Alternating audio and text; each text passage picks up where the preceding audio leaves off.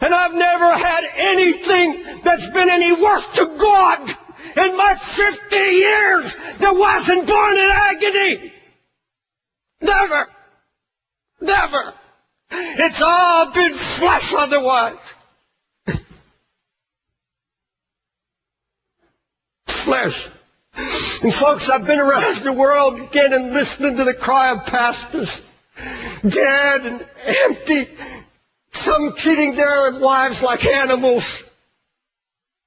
And here I haven't prayed in months, I haven't prayed in 6 months, and I know that sermons won't do it.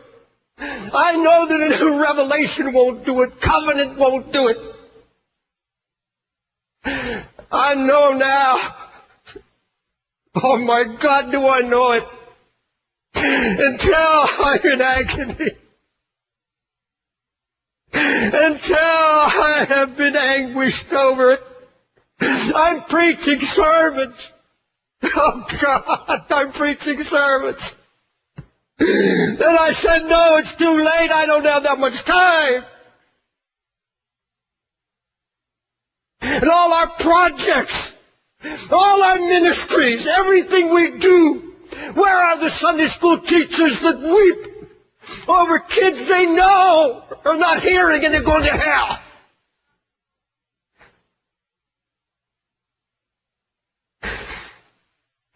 Oh, everywhere I go, somebody's got a project. Somebody's got a plan or a dream. That's all it is. It's an idea. They didn't come to me from a broken heart. They didn't come to me after hours of fasting and praying and mourning. Not a broken heart. It's an idea. I'm sick of it. You see, a true prayer life begins at the place of anguish, a place where lifetime decisions are made. You see, if you set your heart to pray, God's going to come and start sharing His heart with you.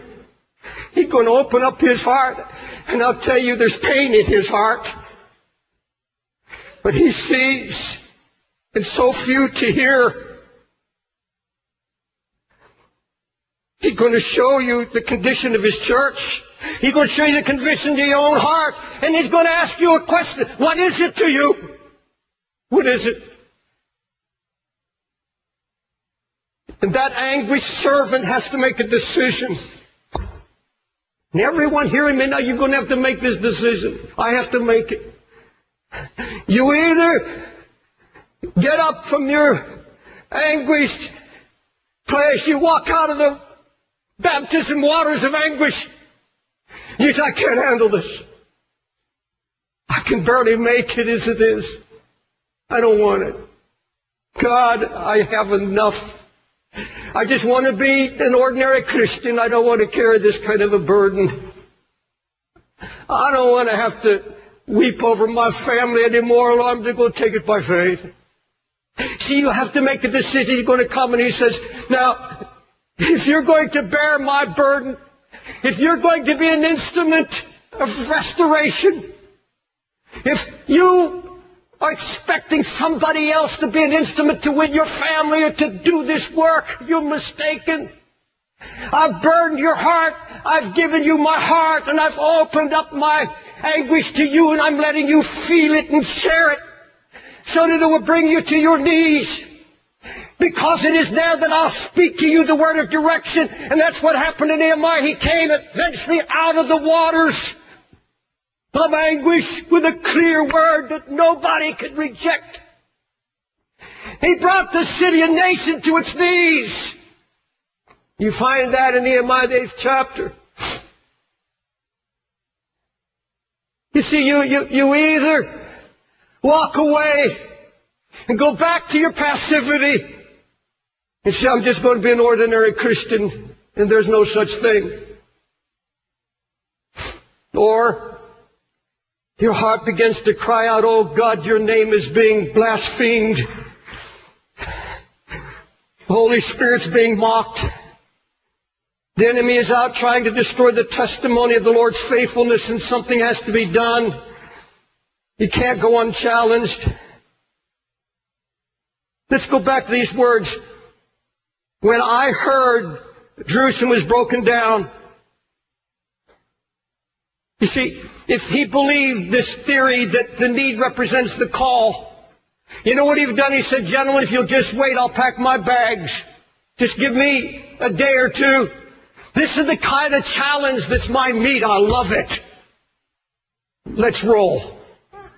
Let's do it. No anguish. No fasting. No prayer. No brokenness. Let's just do it. Nothing would have been done. The walls would have never been rebuilt. Anything you try to do without this baptism of anguish, it's going to falter and fall. It's not going to work.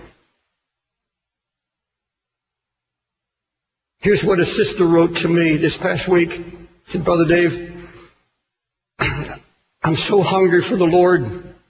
I'm so tired of how-to meetings. It's all spiritual fluff. I was told of a woman's conference that was going to be a great spiritual experience, so I went with a group of sisters. There were 15,000 women. I was horrified the first night when they opened the conference with a comedy sketch. It went from bad to worse. We were hoodwinked by the leaders. There was not a single prayer, not one mention of prayer. It was a farce. And I'm as empty as I've ever been.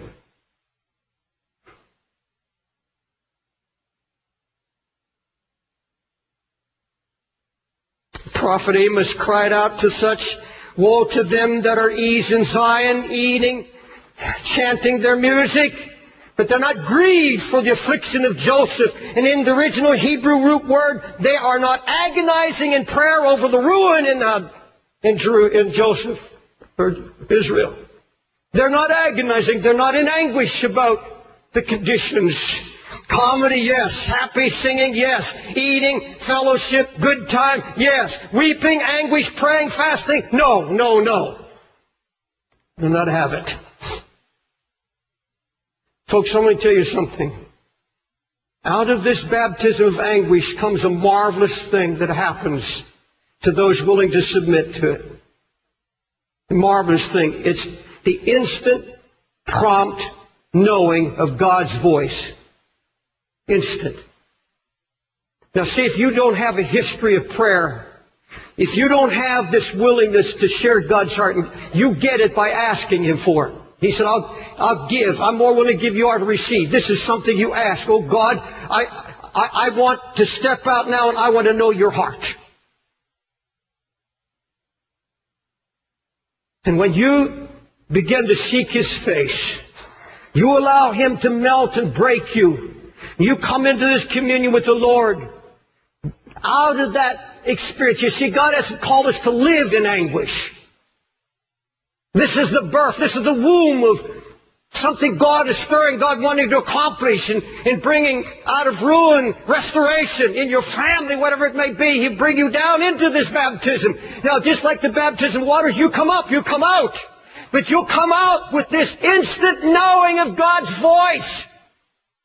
Because you see, Nehemiah, he'd been fasting, he'd been praying, he'd been mourning and left a mark on his countenance. And the king noticed that he was a cupbearer. And one day he brings the wine to the king, and the king says, why are you so down? Why your countenance? Nehemiah didn't have time to go and bosom his heart to the Lord. He didn't have time now to go and say, give me 3 days to fast and pray. No, he had to have an instant word. Why your sad countenance? Nehemiah said, I was very sore afraid. So I prayed to the God of heaven, and I said to the king. In other words, instant prayer, instant direction. Knowing God's voice.